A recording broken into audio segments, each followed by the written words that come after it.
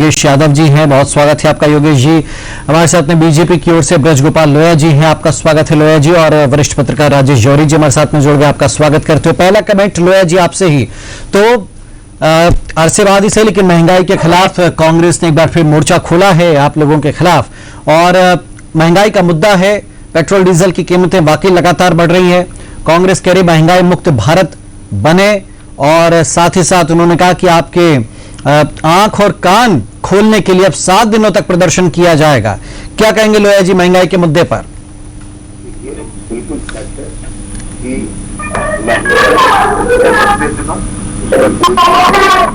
उससे लोगों को परेशानी आ रही है, क्योंकि हमने राजनीतिक देश के हमारा ध्यान हमें आप करने के लिए कांग्रेस पार्टी की जरूरत नहीं। हमारे आंख और कान सब खुले हुए, परंतु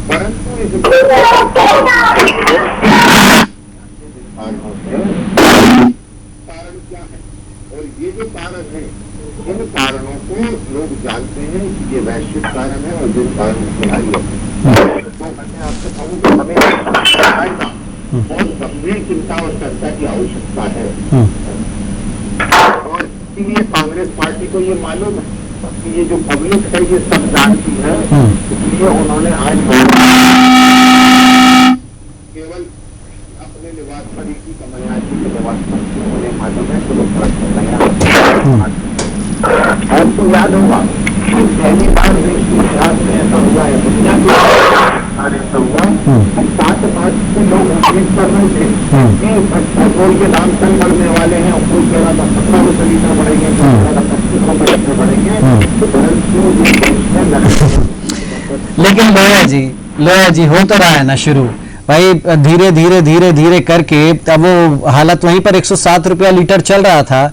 आज आप देखिए साहब 113 रुपये लीटर के करीब पहुंच गया है। ठीक है, 17 ना सी 6 रुपये लीटर से ही, और ये तो हर दिन बढ़ रहा है, तो मुद्दा तो है। बाकी योगेश जी वो कह रहे हैं कि हमारे आंख नाक कान सब खुले हुए हैं, और वो कह रहे हैं कि वैश्विक कारणों से ये महंगाई हो रही है। क्या कहेंगे योगेश जी?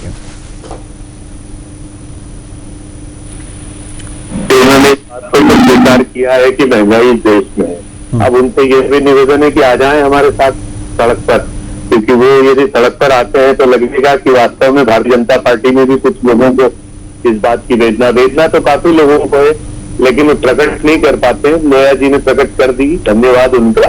और ये मैटर सिर्फ कांग्रेस का मैटर नहीं है, ये राजनीतिक हथकंडा या मुद्दा नहीं है, ये आम आदमी का घोटू एक कार्यक्रम है, दम घोटू कार्यक्रम, जो भारतीय जनता पार्टी द्वारा नियोजित है, प्रायोजित है, और ये सब कुछ पहले से तय एक मापदंड के अंतर्गत है। ये कोई वैश्विक परिस्थितियां नहीं है, ये देश को देखने की एक कवायद है, देश को उन लोगों के हाथ आर्थिक रूप से गुलामी प्रदान करने की है। और कुछ लोगों का, मैं बोलता हूँ, महंगाई का असर मध्यम वर्गीय को पड़ रहा है। सब्जी के भाव हमें पता चल रहे हैं, पेट्रोल डीजल के भाव हमें पता लग रहे हैं, लेकिन एक समुदाय और एक व्यापारी, दो या 3 व्यापारी, उनकी प्रॉपर्टी में किस तरीके से बढ़ोतरी हो रही है, तो कहीं ना कहीं से सबका संग्रहण करके एक व्यक्ति को मजबूत बनाया जा रहा है, उद्योगपतियों को मजबूत बनाया जा रहा है। और मुझे ये बड़ा हास्यास्पद लगा है, पंकजा मुंडे, मुझे लग रहा था कि विचारक या कोई बहुत गंभीर भारतीय जनता पार्टी के होंगे, कि कितना बड़ा विचित्र हास्यास्पद बयान है कि जैसे महंगाई बढ़ी है वैसे महंगाई कम भी हो जाएगी। अरे भाई, आपके क्या नियोजन है, आपकी क्या दृष्टि है, आपके क्या प्लानिंग है? आप आंख नाक तो मुंह तो सब बंद करके बैठे हैं। मुंह जरूर चलता है, ये बात सही की कमलनाथ जी ने कि मुजोरी करने में आपकी कोई जोर नहीं है, लेकिन आपके क्या नियोजन है, कि आपकी क्या दृष्टि है? देश बदतर से बदतर होता जा रहा है। आपको मालूम है कि देश में क्या परोसा, किस समय जाना चाहिए, ये सब पूर्व नियोजित चल रहा है। किस समय देश में क्या क्या मानस पटल पर मंचक पर दिया जाना चाहिए। और अभी तो मेरे प्रवक्ता महोदय क्या पता किस धुन में बोल गए और किस तरीके से बोल गए, मैं भी नहीं समझ पा रहा हूँ। और मुझे शायद सोचना पड़ेगा रात को कि देश की हालत के साथ पहली बार ऐसा हुआ है कि चुनाव के बाद पेट्रोल डीजल के दाम तो बढ़े लेकिन इतने नहीं बढ़े। अरे भाई, ये क्या भाई, वो पीठ थपथपा रहे हैं अपनी की भाई, कहा तो आप लोग 17 रुपए की सोच रहे थे, देखिए अभी कहा हम तो 1-1 रुपया करके बढ़ा रहे हैं। हमने 17 रुपए तो बढ़ाए नहीं, हम तो बहुत तो फिर आपको तारीफ करना चाहिए उनकी। और वही तो मतलब कितना मतलब इनको धन्यवाद देना। लोया जी आपका जवाब देना चाह रहे हैं। जी लोया जी। देखिए मैं आपसे फिर कहता हूँ कि जो वास्तविक मुद्दे हैं हम उनसे ना हटें। ये आप कह रहे थे कि पूरे योगेश जी कह रहे थे कि वैश्विक इसके पीछे कोई कारण नहीं है। आज मैं आपको एक बहुत गंभीर बात और करना चाहता हूँ। राहुल गांधी ने आज ट्वीट किया है और उसमें पेट्रोल का भाव 66 रुपए पाकिस्तान का बताया है और नेपाल श्रीलंका का भाव बताया है 74-73 रुपए। माने इतनी बेशर्मी है जो कांग्रेस की। आप देखिएगा कि पाकिस्तान का आज का भाव 149 रुपए प्रति लीटर है और 289 रुपए प्रति लीटर भाव है श्रीलंका का। मैं उसमें नहीं जाना चाहता, परंतु कहना यह चाहता हूं कि आप देश की जनता को भ्रमित करते हैं। अभी योगेश जी कह रहे थे आइए सड़क पर आइए। अरे सड़क पर आपके साथ जनता क्यों नहीं आ रही? क्योंकि वो कारणों को जानती है। कारणों को जानने के अलावा जनता ये भी जानती है कि ये महंगाई है और ये जो वैश्विक संकट है इससे हमें निजात दिलाने का सामर्थ्य किसमें है।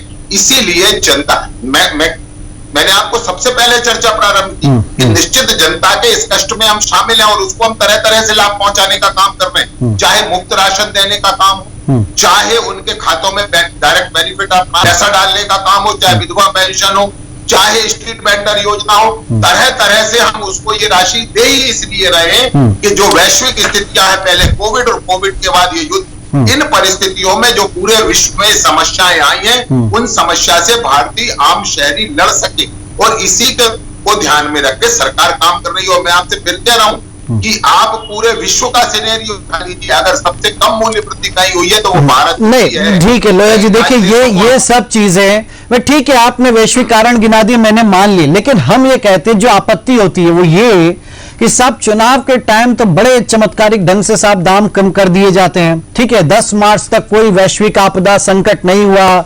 ठीक है, युद्ध शुरू हो गया, लेकिन नहीं साहब उनने कहा कोई दिक्कत नहीं, जो रेट चल रहा है वही चलता रहेगा। तो ये तो फिर नहीं बेईमानी है ना साहब कि चुनाव है, चुनाव जीतना है तो साहब रेट कम है, चुनाव हो गए चलो रेट बढ़ाना शुरू कर दो। हाँ लोया जी, इस पर आप ही जवाब देंगे। जी, भारत ने अपने 4% आयल रिजर्व का यूज भी किया है इस दौरान, ये याद रखिएगा।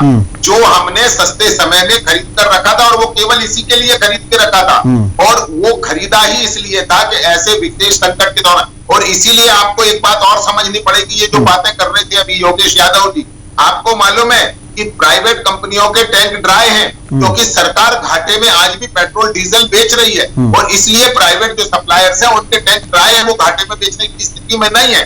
तो सरकार जो हर संभव कर सकती है वो करने का काम कर रही है। परंतु मैं आपसे जो मूल बात कह रहा हूं वो ये है कि कुछ संकट हैं निश्चित और उनका समाधान केवल पेट्रोल डीजल नहीं सर, पेट्रोल डीजल के साथ तो देखिए हर चीज महंगी हो ही गई है।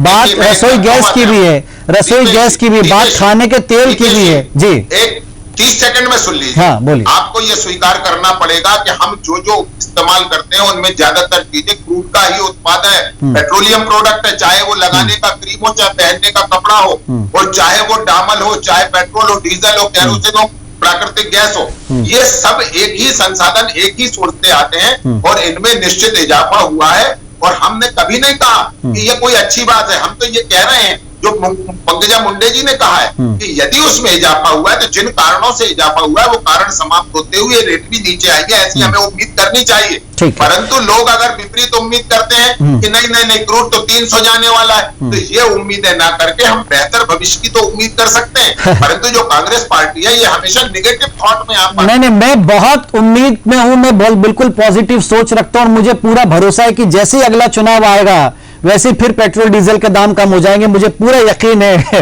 लोया जी मैं आता हूं आपके पास, मैं आता हूं। हाँ, आता हूं राजेश जी। हाँ, राजेश जी का एक कमेंट हम ले लें।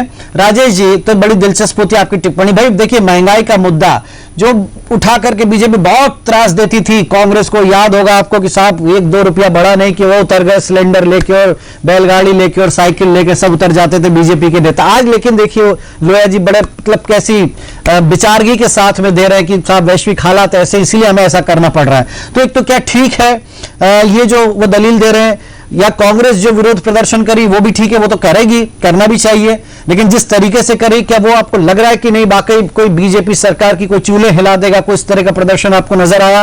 राजेश जी एक कमेंट आपका पहले। देखिए पेट्रोल और डीजल के जो दाम होते हैं, पेट्रोलियम प्रोडक्ट के दाम से मार्केट पर उसका असर होता है, क्योंकि ट्रांसपोर्ट और सारी चीज जुड़ी रहती है। तो छोटी सी भी एक चीज में कॉस्ट का अगर इन्फ्लेशन आएगा तो उसका हर प्रोडक्ट पे असर आता है, और वो देखा जा रहा है। और देखिए, महंगाई का जो मुद्दा है ये इतना सीरियस मुद्दा है कि आप देखिए पाकिस्तान में इमरान खान की सरकार जो है ऑलमोस्ट हिल गई है। मतलब आप समझ लीजिए कि उसके बचने के चांस ना के बराबर है। इतना सीरियस मामला है, क्योंकि जो महंगाई जो है वहाँ पे बहुत ही सीरियस हालातों में पहुंच गई है। अपने अभी नहीं है, लेकिन अपने अभी स्थिति धीरे धीरे करके वो हो रही है। एक बात और थी कि जैसे महंगाई मुक्त भारत अभियान कांग्रेस ने शुरू किया है, तो वो इसका नाम तो बहुत अच्छा दिया, लेकिन वो उस तरह से नहीं कर पा रहे हैं जैसे 2013-14 में बीजेपी ने किया था, महंगाई डायन खाए जाते। वो जो मास मूवमेंट शुरू हुआ था वैसा अभी कांग्रेस का नहीं दिख पाया है। आज को 31 को उन्होंने शुरू किया था, तो वो जो इस तरह से वो मूवमेंट था, जिस तरह से लोगों को जोड़ने का काम था, वो नहीं हो पाया है, और वो बहुत इम्पोर्टेंट है। तो तीसरी सबसे इम्पोर्टेंट बात ये है दिपेश जी कि आज भी डीजल पेट्रोल के दाम, जहाँ पे एनडीए बीजेपी की सरकार है वहाँ 5-6 रुपए 7 रुपए कम है, और अपोजिशन की जहाँ पे सरकार है वहाँ पे ज्यादा है। टैक्स का जो राज्य के टैक्स होते हैं, तो इससे क्या होता है, कहीं ना कहीं फिर बीजेपी को ये मौका मिल जाता है बोलने का भी, देखो आप लोग तो आप अपोजिशन में हो, आपने टैक्स कम नहीं किया, हमने टैक्स कम करके हमारे सारे राज्यों में हमने कम कर दिया। तो एक तो लेकिन ये इस पे ध्यान देना चाहिए, क्योंकि भाई देखो आप भी टैक्स कम करो, तो केजरीवाल को किसने रोका है, वो भी आप भी टैक्स कम करो, पंजाब में किसने रोका है, आप भी टैक्स कम करो, महाराष्ट्र में किसने रोका है, आप भी करो। लेकिन एक और बात है कि जब जीएसटी के अंदर इसको लाने के लिए जब भी बात होती है, तब तो अपोजिशन और सरकार आपस में नहीं मिल पाते हैं, उनकी विचारधारा नहीं मिल पाती है। अगर वो हो जाएगा तो पेट्रोल डीजल इतना सस्ता हो जाएगा कि हमको समस्या ही नहीं रहेगी किसी तरह की, और कभी कोई लड़ाई की बात ही नहीं आएगी। तो ये जो पॉइंट है, इस पे कांग्रेस और बीजेपी को एक हो जाना चाहिए, या फिर बीजेपी जो कह रही है कांग्रेस को तो ऐसा काउंटर करना चाहिए कि चलो हम तुम्हारे साथ हैं जीएसटी पे इसको लाने के लिए। तो नुकसान सबको थोड़ा बहुत सरकारों को होगा, ऐसा नहीं है कि नहीं होगा, नुकसान तो रेवेन्यू में नीचे आएगा, लेकिन जनता को राहत मिल जाएगी, हर चीज के रेट कम हो जाएंगे। आज सवारियों के आप देखिए छोटे छोटे, मतलब इंदौर से देवास जाना भी, आज इंदौर से देवास, इंदौर से भोपाल जाना इतना महंगा हो गया है। बिल्कुल, ये एक आम आदमी की पीड़ा जो है, ये देखिए नेताओं के पास, सबके पास गाड़ियां होती हैं खूब, उनके पास और एयर कंडीशन गाड़ियां होती है, ना उनको गर्मी की परेशानी होती है, ना सर्दी की परेशानी होती है। तो एक आम आदमी की समस्या देखिए कि उसको पीतमपुर नौकरी करने जाना है, पहले 10 रुपए में काम हो रहा था, अब 40 रुपए लग रहे हैं, तो उसका तो पूरा बजट बिगड़ गया है ना पूरा। तो इस पे कहीं ना कहीं इन पे दोनों पार्टियों को ध्यान देना चाहिए, रूलिंग को भी और अपोजिशन को। योगेश जी, अब जो बीजेपी देखिए कैसे आप लोग अपने ही अभियान की हवा निकाल देते, अब अभियान शुरू हो रहा है कहां से, कमलनाथ जी के निवास से। भाई जो आपको समग्र रूप से एक मजबूती के साथ प्रदेश कांग्रेस कार्यालय पहुंच कर क्या बड़ा कोई जंगी प्रदर्शन होता, कुछ इस तरह की बातें होती तो चीजें समझ में आती है, सारे नेता एकजुट होते। अब कमलनाथ जी का प्रदर्शन होकर के रह गया, दिग्विजय जी का भी अपना खुद का अलग प्रदर्शन करते हैं, अरुण यादव जी का भी अपना खुद का अलग निकल जाते। तो बात यह कि एकजुटता मध्य प्रदेश में नजर नहीं आ रही है ना, जो आप प्रेशर बना सके एमपी सरकार पर। जी देखिए, पहले तो मैं आपको बता दूं कि ये मात्र सिर्फ कमलनाथ जी के निवास पर प्रदर्शन नहीं हुआ है, संपूर्ण मध्य प्रदेश में हुआ है, ब्लॉक स्तर पर हुआ है। अरे ठीक है, जिला स्तर पर सब जगह आपने किया, मैं ये नहीं कह रहा, भोपाल जो राजधानी है वहां पर तो कोई जंगी प्रदर्शन इस तरीके का होना चाहिए था। जी नहीं, जंगी प्रदर्शन हो सकता था यदि इसको प्रदेश व्यापी करके हमने हर जगह हमारा संदेश ब्लॉक स्तर तक जाए। इवन मैं आपको बतला रहा हूँ कि नगर पंचायत स्तर पर भी प्रदर्शन हुए हैं। आज मैं रिपोर्ट आपको बता सकता हूँ कि कहाँ कहाँ से हमें रिपोर्टें प्राप्त हो रही है, और जबरदस्त इसमें जनता का समर्थन प्राप्त हो रहा है। दूसरा, मैं राजेश जी की इस बात को बहुत ही मैं समर्थन करता हूँ कि निश्चित ही पत्रकार के अलावा एक अच्छे इकोनॉमिस्ट हैं, उन्होंने इस बात को पकड़ लिया। यदि पेट्रोलियम पदार्थ महंगे हो रहे हैं, यदि डीजल और पेट्रोल के भाव है, तो आप किसी भी, जैसे कि मनुष्य के शरीर में रक्त होता है और रक्त निकाल दिया जाए तो मनुष्य का शरीर ही नहीं कहलाता, वैसे ही यदि अर्थव्यवस्था में पेट्रोल और डीजल में महंगाई है, तो आपका माचिस की डिब्बी से लेकर आपकी सब्जी, और सब्जी से लेकर किराना तक, और किराना से लेकर ट्रांसपोर्ट तक, और रोजगार तक, सब में आपका महंगाई बढ़ जाएगी। जैसा आपने बताया 10 रुपए में हम मऊ से पीतमपुर जाते थे, आज 40 रुपए में जाते हैं। आज भोपाल के अंदर 114 रुपए 36 पैसे पेट्रोल का भाव था। अब 500 रुपए का पेट्रोल कितना डला होगा आप ये सोच लीजिए। और मैं अपनी व्यक्तिगत वो कह रहा हूँ, हम सब मध्यम वर्गीय हैं, और कहीं ना कहीं से लोया जी को भी थोड़ा सच बोलना चाहिए, वो भी अपने अंतस को देखे। जब भी पेट्रोल डीजल डलवाने जाए तो एक बार जरूर देख लें कि मीटर पे चल क्या रहा है, या जब भी सब्जी यदि ठेले में खरीदने जाए क्या पता वो जाते हैं कि नहीं जाते हैं। भारतीय जनता पार्टी के ज्यादातर नेताओं को तो अब शायद भाव भी नहीं पता चलते हैं, मुझे नहीं मालूम है। अब लोया जी को भाव पता रहते हैं कि नहीं रहते हैं। मैं बतला रहा हूँ आपको कि स्थितियां इतनी विकृत हो गई है, आदमी घबरा रहा है। मैंने अपनी गाड़ी रखी, मैं ट्रेन से आता हूँ यहाँ पर भोपाल में, ट्रेन से आता हूँ, ट्रेन से जाता हूँ ताकि बचे। आज इंदौर से भोपाल तक का ये आपका टोल टैक्स 350 से ऊपर जा रहा है, टोल टैक्स जा रहा है। और यदि आप गाड़ी से आवक जावक कर रहे हैं तो 4 से 5 हजार रुपया आपका लग जाएगा एक ट्रिप से। अब आप बताइए कि आम आदमी कैसे जीता होगा? कोई व्यक्ति व्यवसाय के लिए आए, कोई काम के लिए आए, तो उसको तो नहीं, समस्या बहुत वृहद स्तर पर है। ये तो खैर जो आप उदाहरण दे रहे हैं ठीक है, लेकिन लोया जी मुझे ये बात हजम नहीं होती है कि आप मुफ्त राशन दे रहे हैं। बताइए मुझे क्या मुफ्त राशन मिलता होगा?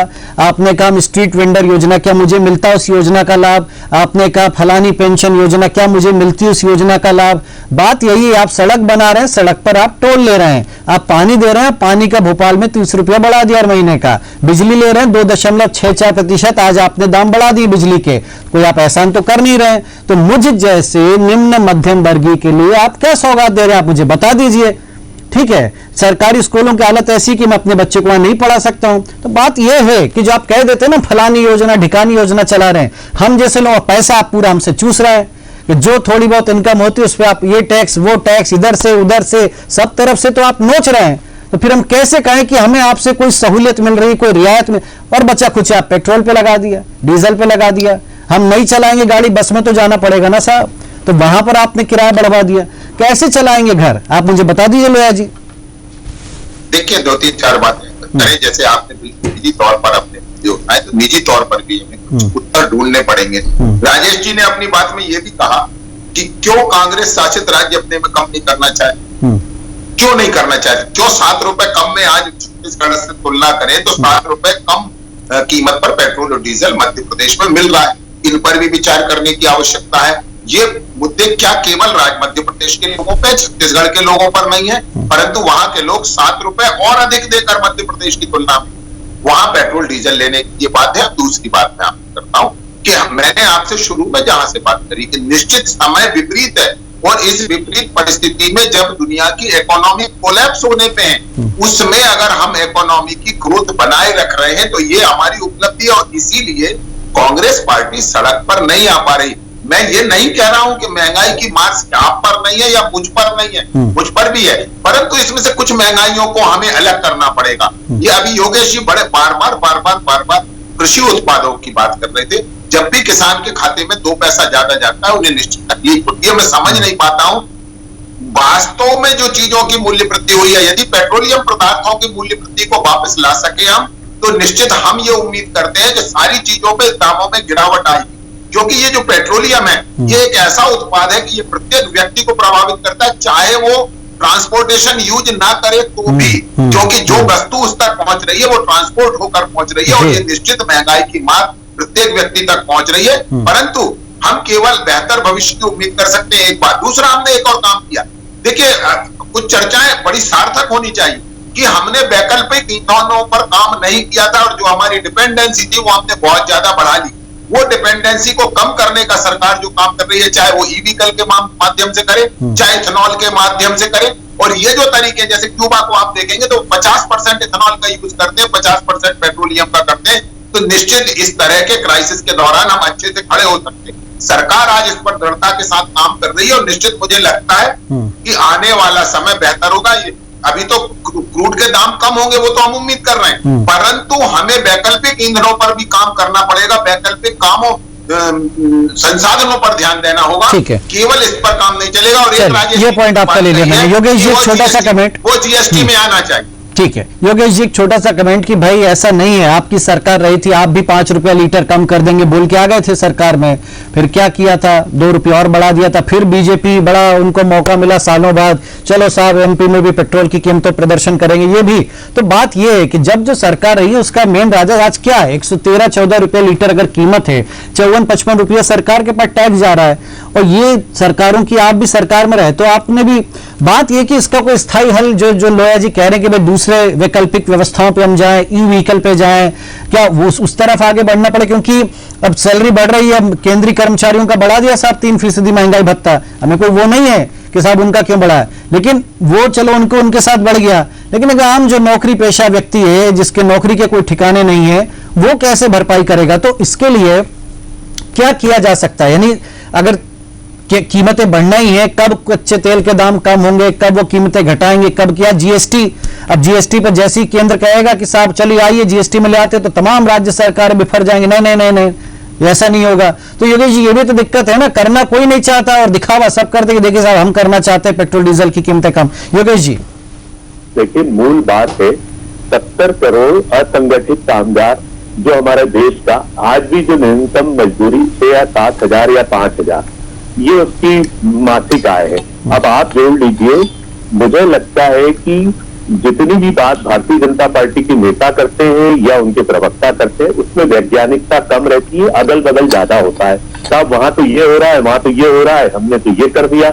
मैं आपसे पूछता हूँ, थोड़े दिन आप रुक जाइए, आप ही के टीवी डिबेट में ये सलाह देने लग जाएंगे कि साहब महंगाई बहुत हो रही है, खाने की दाम के वस्तु बढ़ गए, तो ये थोड़े दिन बाद कहेंगे कि आप खाना छोड़ दीजिए, थोड़े दिन बाद ये कहेंगे कि आप भाई ट्रांसपोर्ट महंगा है तो आप चलना ही छोड़ दीजिए। इस तरीके का ये जो एक वैकल्पिक बात करते हैं, तो इनके पास वैज्ञानिकता तो है नहीं, नियोजन है नहीं। अच्छा, ये सब क्या है? सब ये बंधक है कहीं ना कहीं से। किसी भी तरीके से जो राजनीति का मूल स्वरूप होता है वो समाज सेवा का, तो समाज सेवा का आदर्श या समाज सेवा का लक्ष्य तो है ही नहीं। ये अदल बदल, ये यहाँ पर ये हो रहा है साहब, वहां पर ये हुआ, तो वैश्विक आधार पर ये हो गए, कारण गिनाते रहते हैं, लेकिन ये कभी स्वीकार नहीं कर रहे कि हाँ हमने इस देश को पंचर कर दिया, देश के हालात खराब कर दिए, बैलेंसेस पर ले आए, भुखमरी शुरू हो गई है, अराजकता शुरू हो गई है, देश के अंदर बेरोजगारी शुरू हो गई, लूटपाट शुरू हो गई, आदमी हॉस्पिटल जा रहा है तो मरकर आ रहा है, शिक्षा में जा रहा है तो वहां पर शिक्षा है नहीं, परिवहन उसको मजदूरी मिल नहीं रही, बेरोजगारी की संख्या जिस तरीके से बढ़ी है आपको मालूम है भाई साहब? आप आज 3,500-4 हजार पर मजदूरी करने के लिए लोग तैयार बैठे हुए हैं, और सिर्फ अपनी इज्जत बचाने के लिए। जो मीडियम क्लास आदमी की जो वो रौनक है या जो परिवार की मनस्थिति है, आप उसकी कल्पना नहीं कर सकते। और इनको राजनीति के अलावा इवेंट नजर आ रहे हैं साहब, ये हो गया आज, वो इवेंट हो गया आज, यहाँ पर दिए जला दिए, आज वहां पर कर दिया। अरे साहब, आप एक दिया तो इस तमस को मिटाने के लिए जलाइए, गरीबी को, योगेश जी, लेकिन चलिए उनने वो किया, आपने टंकी पे फूलमाला चढ़ा दी, अब इससे क्या सरकार कोई घबरा के बिल्कुल क्या कल रेट कम कर देगी क्या?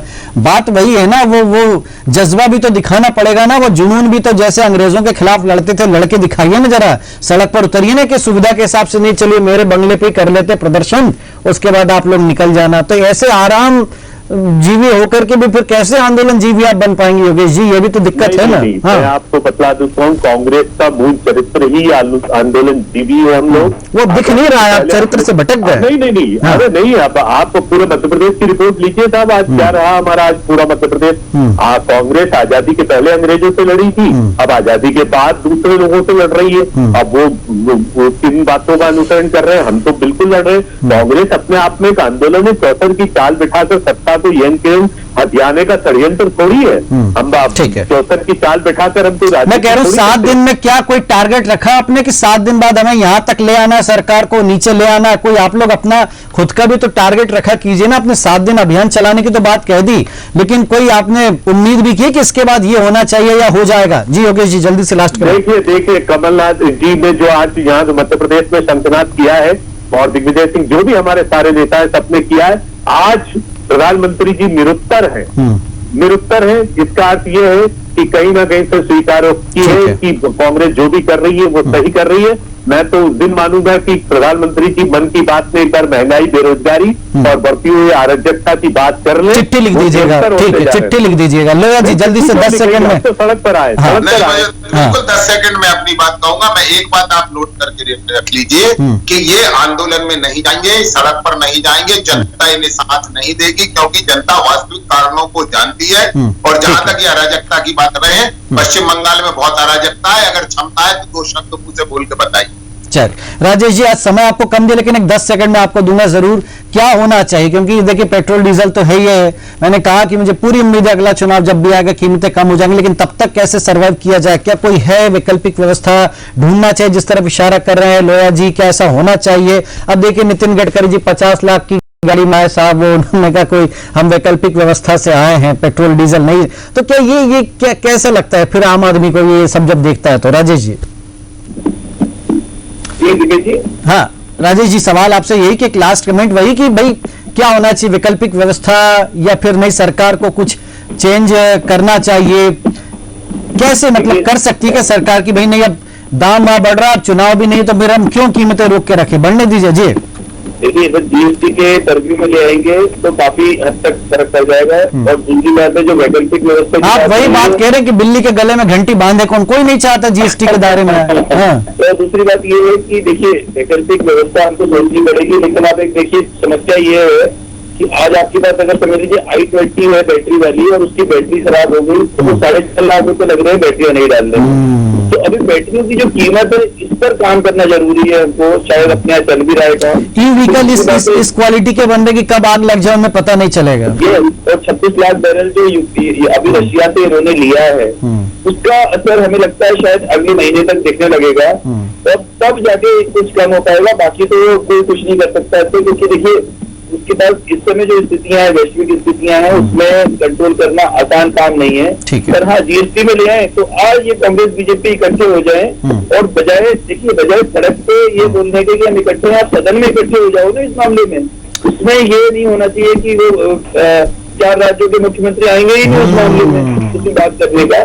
तो आपको सारे मुख्यमंत्रियों को इकट्ठा होना पड़ेगा, क्योंकि उसकी कुछ रूल्स है जीएसटी के ऐसे, क्योंकि राज्यों की भी परमिशन लगेगी तब जाके वो वही तो बात है ना। खैर तो इसलिए एक बार इनको दिल पक्का करके जीएसटी में ले आना चाहिए, सारा झंझट खत्म हो जाएगा, लड़ाई खत्म हो जाएगी। शुक्रिया राजेश जी, फिर हम आप डिबेट के इस मुद्दे पे करेंगे। योगेश जी आपका शुक्रिया, लोया जी आपका शुक्रिया हमारे साथ इस चर्चा में जुड़ने के लिए। तो